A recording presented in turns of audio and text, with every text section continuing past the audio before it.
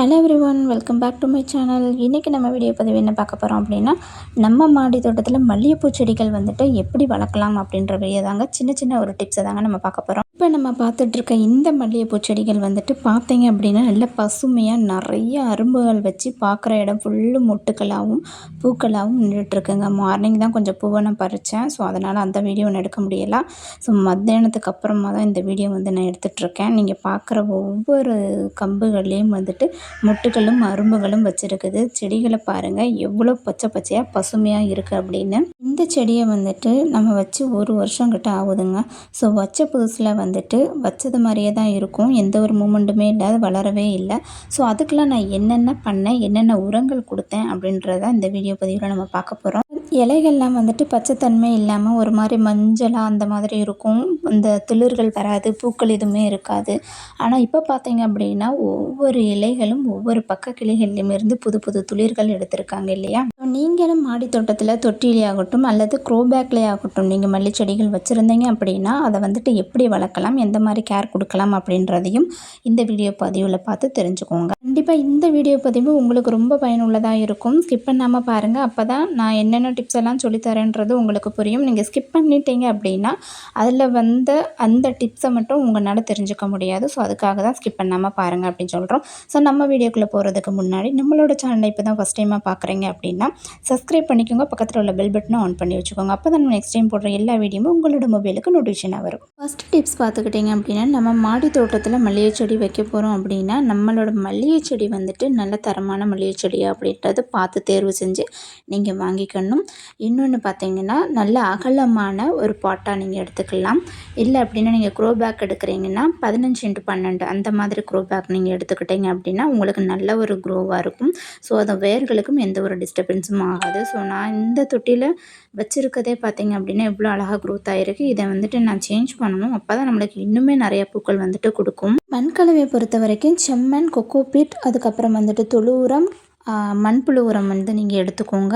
கூடவே வந்துட்டு ஏதாவது ஒரு தொழு உரம் எடுத்துக்கோங்க. லைட்டாக வந்துட்டு கொஞ்சம் வேப்பம் புண்ணாக்கும் வந்துட்டு லைட்டாக அந்த மண்ணில் கொஞ்சம் மிக்ஸ் பண்ணி நீங்கள் வச்சு விடலாம். சூப்பரான க்ரோ இருக்குங்க. இந்த மண் கலவையில் நீங்கள் செடிகளை வந்து வச்சு விட்ருங்க. உங்களுக்கு சூப்பராக இந்த மாதிரி க்ரோவாகி வந்துடுங்க. ஒரு 3 மாதத்தில் உங்களுக்கு நல்லா வேர் பிடிச்சி அரும்புகள் வைக்க ஆரம்பிச்சிருங்க. இந்த சமயத்தில் முக்கியமான ஒரு உரம் தாங்க. அது என்னென்னு பார்த்துக்கிட்டிங்கன்னா வெங்காயம் பூண்டு தோல் தாங்க. இதை தான் நம்ம வந்துட்டு உரமாக நம்ம பயன்படுத்த போகிறோம். என்னம்மா எல்லாரும் சொல்கிறது போல் நீங்களும் வந்துட்டு இந்த வெங்காயம் பூண்டு தோலை தான் வந்துட்டு சொல்கிறீங்க அப்படின்னு நினைப்பீங்க. ஆனால் இந்த வெங்காயம் பூண்டு தோலில் வந்துட்டு ஏகப்பட்ட சத்துக்கள் இருக்குங்க. அது மாத்திரம் இல்லாமல் நல்ல ஒரு மேஜிக்கும் கூட. இதை நம்ம பயன்படுத்துகிறனால நம்ம செடிக்கு என்ன நடக்குதுன்னு பார்த்துக்கிட்டிங்கன்னா செடி வந்துட்டு நல்ல ஒரு வளர்ச்சியும் கொடுக்குது. அது மட்டும் இல்லை ரொம்ப பசுமையாக நிறைய துளிர்களும் வைக்க ஆரம்பிக்குதுங்க. ஸோ இது நான் வந்து ட்ரை பண்ணதை வந்து தான் உங்கள்கிட்ட வந்து சொல்லிகிட்ருக்கேன். நான் அடிக்கடி வந்துட்டு இந்த வெங்காயத்தோல் இந்த தண்ணியில் ஊற வச்சு கொடுப்பேன். இல்லை பவுட்ரு மாதிரி மிக்ஸ் பண்ணி கூட நான் கொடுக்குறேங்க.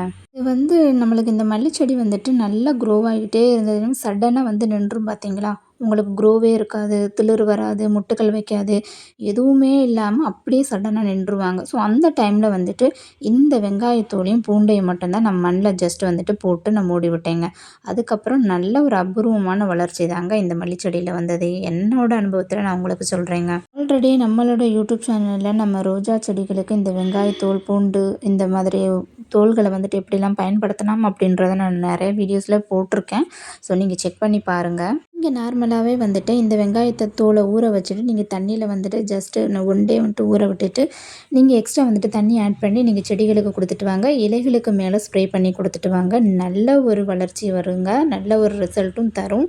நீங்களும் கண்டிப்பாக ட்ரை பண்ணி பாருங்கள். மல்லிகைப்பூ செடியில் வந்துட்டு இன்னொரு பிரச்சனையும் கூட இருக்குதுங்க. நல்லா வந்துட்டு செடி நல்லா வளரும், நல்லா வளர்ந்துக்கிட்டே இருக்கும். ஆனால் வந்து அரும்புகள் வைக்காது, பூக்கள் வந்துட்டு வராதுங்க. அப்படியே தான் வளர்ந்துட்டே க்ரோ ஆகிக்கிட்டே தான் இருப்பாங்க. அப்படி இருக்கிற சமயத்தில் நம்ம என்ன பண்ணணும்னு பார்த்துக்கிட்டிங்கன்னா நம்மளோட செடி நிறைய அரும்பு வச்சு மொட்டுக்கள் வைக்கணும் அப்படின்னா அமிலத்தன்மை உள்ள உரங்களை வந்து நம்ம பயன்படுத்தணும்.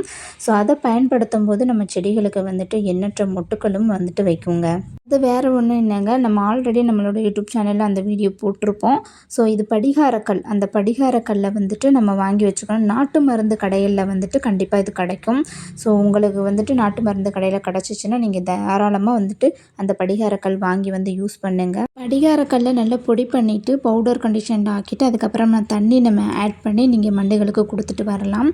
இல்லை உங்கள்கிட்ட படிகாரக்கல் இல்லை, அது உங்களுக்கு எங்கேயும் கிடைக்கல அப்படின்னா புளிச்ச மோர் இருக்குங்க இல்லையா, ஸோ நீங்கள் அதை வந்து பயன்படுத்திட்டு வரலாம். 1 லிட்டருக்கு 100 mlன்ற விதத்தில் நீங்கள் எடுத்துக்கோங்க. ஸோ அந்த இதை நல்லா மிக்ஸ் பண்ணிவிட்டு மாலை நேரத்தில் நீங்கள் செடிகளுக்கு மண்ணுலேயும் கொடுத்துட்டு வரலாம், செடிகளுக்கு மேலேயும் நீங்கள் ஸ்ப்ரே பண்ணி கொடுக்கலாங்க. இந்த மாதிரி நம்ம அமிலத்தன்மைகள் உள்ள பொருட்களை நம்ம பயன்படுத்தும் போது செடிகள் வந்துட்டு நல்லா க்ரோவாக இருக்கும். இல்லை அப்படின்னா நீங்கள் தேமூர் கரைசல் வந்துட்டு உங்களுக்கு எல்லா இடத்துலையும் கிடைக்கும். இல்லை வீட்டில் கூட நம்ம ரெடி பண்ணிக்கலாம். முடிஞ்ச அளவுக்கு நம்மளே வந்துட்டு தேமூர் கரைசல் வீட்டிலே ரெடி பண்ணிக்கலாங்க. ஸோ நம்ம அப்படி ரெடி பண்ணிட்டு கூட நம்ம செடிகளுக்கு வந்துட்டு தெளித்து கொடுக்கலாம்.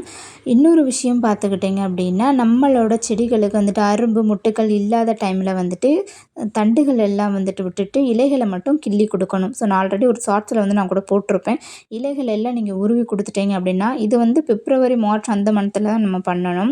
அந்த டைமில் நீங்கள் பண்ணி கொடுத்தீங்க அப்படின்னா ரொம்ப ஒரு நல்ல ஒரு ரிசல்ட்டு கிடைக்கும். சின்ன செடியாக இருக்கும்போது நம்ம பண்ணக்கூடாது. நல்லா இப்படி வளர்ந்து இருக்காங்க பார்த்தீங்களா, இந்த வளர்ந்த செடிகளை தான் நீங்கள் வந்துட்டு அந்த இலைகள் எல்லாம் கிள்ளி கொடுக்கணும். ஆனால் அந்த இலைகள் கிள்ளி கொடுக்குற டைமில் வந்துட்டு மொட்டுகளோ அரும்புகளோ புது திளிர்களோ வர்ற மாதிரி எதுவும் இருக்கக்கூடாதுங்க. அப்படி இலைகளை நம்ம உருவி கொடுத்த உடனே அதுக்கப்புறமாட்டு நீங்கள் மண்புழு உரம், தொழு உரம், நம்ம இந்த டீ வேஸ்ட் எல்லாம் இருக்கும் பார்த்தீங்கன்னா, நம்ம வீட்டில் டெய்லியுமே கூட நம்ம தேயிலை போடுவோம். அந்த டீயை வந்துட்டு தூக்கி போடாமல் அதை கூட நீங்கள் வெயில் காலத்தில் வந்து கலெக்ட் பண்ணி காய வச்சு வீட்டிலே ரெடி பண்ணி வச்சுக்கிட்டிங்கன்னா ரொம்ப யூஸ்ஃபுல்லாக இருக்கும். ஸோ இந்த மாதிரி நீங்கள் பண்ணும்போது உங்களுக்கு நிறைய துளிர் வருங்க. மெயினாக நம்ம வந்து எந்த செடிகளுக்கும் உரங்கள் பயன்படுத்த போகிறதுக்கு முன்னாடி மண் கலவையை வந்துட்டு நல்லா கொஞ்சம் போல் கிளறி கொடுத்துக்கணும். கிளறி கொடுத்துட்டு தான் இந்த உரங்களை வந்துட்டு நீங்கள் பயன்படுத்தணும். உரங்கள் போட்ட உடனே தண்ணி வந்துட்டு கண்டிப்பாக மெயினாக கொடுக்கணும். மண் கலவை வந்துட்டு மல்லிகை செடிக்கு ரொம்ப லூஸாக கொஞ்சம் இருக்கணும். ரொம்ப இறுகின மாதிரி இருக்கக்கூடாது.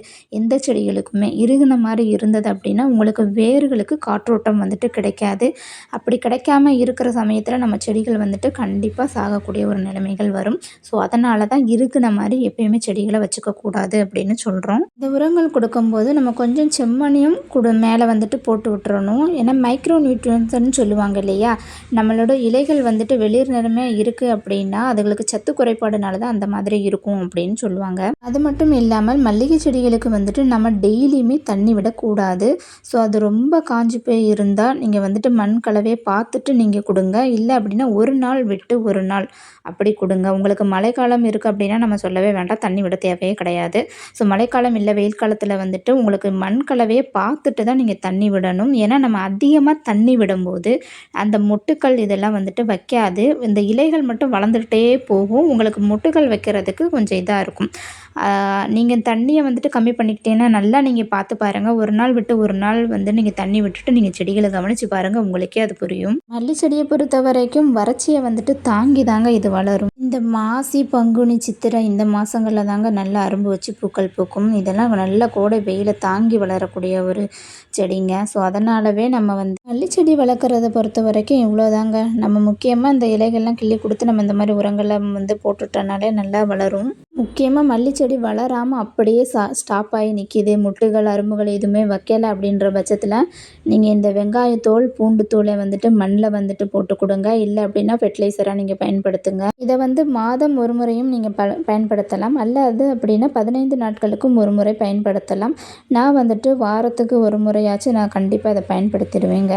நம்ம டெய்லியுமே வீட்டில் வந்துட்டு பூண்டு வெங்காயம் கண்டிப்பாக யூஸ் பண்ணுவோங்க. அந்த தோலெல்லாம் நீங்கள் என்ன பண்ணுங்கள், ஒன்று காய வச்சு பவுடர் பண்ணி கூட வச்சுக்கோங்க.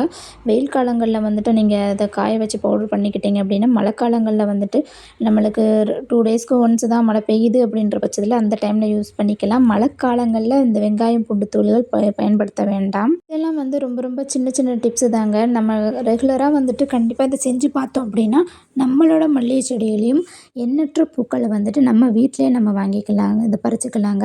வெளியே போய் கடையில் காசு கொடுத்து மல்லிகை வாங்குறதுக்கு பதிலாக நம்ம வீட்டில் ஒரு செடி வச்சுருந்தாலும் அதை 10 செடியாக உருவாக்கி அதிலருந்தே நம்ம தலைகளுக்கு தேவையான பூக்களை வந்துட்டு நம்ம செடிகள்லேயே எடுத்துக்கலாம் இல்லையா. சமயத்தில் மொட்டுக்கள் அரும்புகள் வைக்கல அப்படின்னா பூக்கள் அப்படின்னா தேமூர் கரைசல் அந்த மோர் கரைசல் இந்த மாதிரியாக பயன்படுத்தி பாருங்கள். கண்டிப்பாக உங்களோட மாடி தோட்டமே மணக்கிற மாதிரிக்கு மல்லிகைப்பூக்கள் வந்துட்டு பூக்கள் கொடுக்கும். என்னோட மல்லிகைப்பூ செடிகளுக்கு வந்துட்டு நான் என்னென்ன பயன்படுத்தினேன் அப்படின்றது உங்கள் எல்லாத்துட்டையுமே நான் ஷேர் பண்ணியிருக்கேன். ஸோ நம்மளோட யூடியூப் சேனலில் வந்துட்டு கார்டனிங்கில் மல்லிகைப்பூ ரோஸ் எல்லா ஃப்ளவர் செடிகளுக்கு நம்ம என்னென்ன உரங்கள் பயன்படுத்துகிறோம் அப்படின்றத நான் என் கைப்பட டெஸ்ட் பண்ணிட்டு தான் உங்கள்கிட்ட வந்துட்டு டீட்டெயிலாகவே நான் சொல்லிக் கொடுக்குறேன். ஸோ இந்த வீடியோ பதிவு கண்டிப்பாக உங்கள் எல்லாருமே ரொம்ப யூஸ்ஃபுல்லானதாக இருக்கும் அப்படின்னு நம்புகிறேன். இந்த வீடியோ பிடிச்சிருந்து அப்படின்னா உங்களோட ஃப்ரெண்ட்ஸ் அண்ட் ஃபேமிலிக்கு ஷேர் பண்ணுங்கள். லைக் பண்ணுங்கள், ஷேர் பண்ணுங்கள், கமெண்ட் பண்ணுங்கள், சப்ஸ்கிரைப் பண்ணுங்கள். பக்கத்தில் உள்ள பெல் பட்டனை ஆன் பண்ணி வச்சுக்கோங்க. நெக்ஸ்ட் டைம் அப்போ தான் நம்ம போடுற எல்லா வீடியோவும் உங்களோட மொபைலுக்கு நோட்டிஃபிகேஷனாக வரும். அடுத்தடுத்த வீடியோவில் நம்ம பார்ப்போம். உங்களுக்கு ஏதாவது வீடியோ பதிவுகள் தேவைப்பட்டது அப்படின்னா கண்டிப்பாக கமெண்ட் செக்ஷன் சொல்லுங்கள். நான் அதுக்கேற்ற மாதிரி வீடியோவை நான் ரெடி பண்ணி போடுறேன். Happy gardening.